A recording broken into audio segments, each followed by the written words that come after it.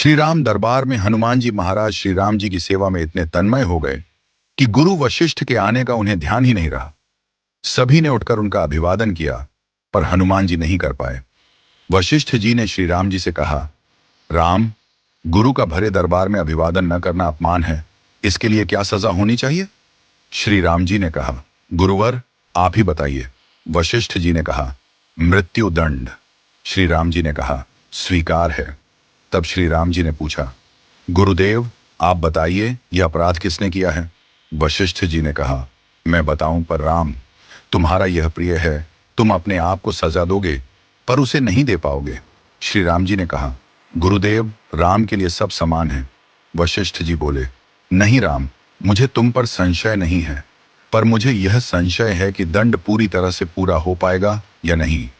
यदि तुम मुझे विश्वास दिलाते हो कि तुम उसे अपने अमोघ बाण से मृत्यु दंड दोगे, तो मैं अपराधी का नाम और अपराध बताऊंगा।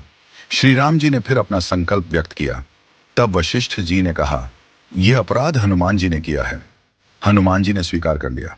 फिर श्री राम जी ने दरबार में घोषणा की कि कल सायंकाल सरयू के तट पर हनुमान जी को मैं स्वयं अपने अमोघ बाण से मृत्यु दंड दूंगा।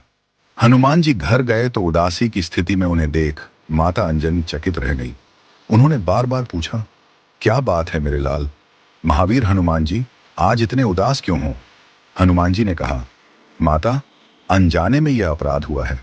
आप जानती हैं कि संपूर्ण ब्रह्मांड में मुझे कोई नहीं मार सकता, लेकिन श्री राम के अमोघ बाण से कोई भी नहीं बच सकता। माता ने कहा, हनुमान, मैंने भगवान शंकर से राम नाम मंत्र प्राप्त किया था और तुम्हें जन्म के साथ ही यह नाम घुटी में पिलाया। तुम्हारी शक्ति का कारण राम नाम ही है, जिसके प्रभाव से तुमने बचपन में सूर्य को फल समझकर मुंह में ले लिया था। वह राम नाम ही तुम्हारी रक्षा करता है, चाहे राम स्वयं ही क्यों ना हो। राम नाम की शक्ति के सामने राम की शक्ति और उनके अमोघ बाण की शक्तियां महत्वहीन हो जाती हैं। जाओ हनुमान, तुम राम राम का उच्चारण करना आरंभ कर दो।